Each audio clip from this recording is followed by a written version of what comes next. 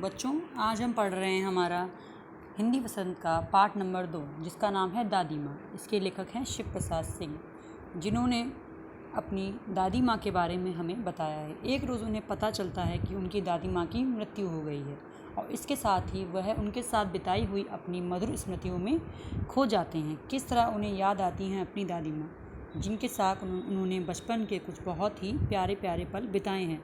दादी माँ बहुत ही ध्यान रखने वाली महिला थी। वह ऊपर से सख्त थी पर अंदर से बहुत ही अच्छी थी। एक बार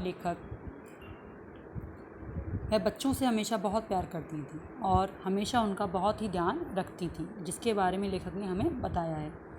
तो एक बार क्या होता है, लेखक क्वार के महीने में जब गांव में एक तालाब में, जो कि थोड़ा सा गंदा होता है, और उस टाइम तालाब जब में सूरज की रोशनी में जब बहुत सारी घास मिलती है तो उनके सड़ने की वजह से तालाब बहुत ही झागदार हो जाता है। तो लेखक उस तालाब में नहाने की योजना बनाता है, यानी कि शिव प्रसाद उस तालाब में नहाने की योजना बनाते हैं और नहाकर आते हैं। नहाकर आने के बाद वे बीमार पड़ जाते हैं।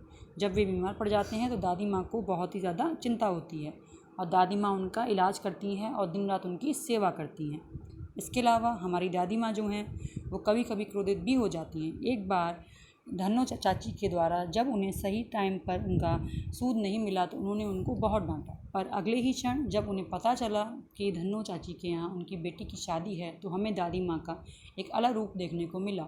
उन्होंने उनके आर्थिक सहायता की, उनको 10 रुपये दिए ताकि उनकी बेटी की शादी अच्छे से हो सके। इससे दादी की प्रशासनिक प्रवृत्ति के साथ ही उनके दयालु स्वभाव के बारे में हमें पता चलता है।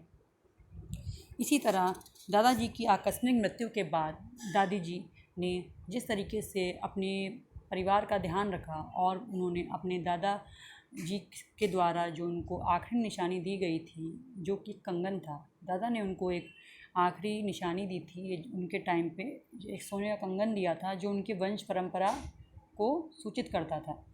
तो वो क्या करती हैं कि क्योंकि बहुत ज़्यादा कर्ज़ हो जाता है परिवार पे और शिव प्रसाद के पिता बहुत परेशान होते हैं, इसलिए वो क्या करती हैं कि उस कंगन को बेचने में बिल्कुल संकोच नहीं करती हैं।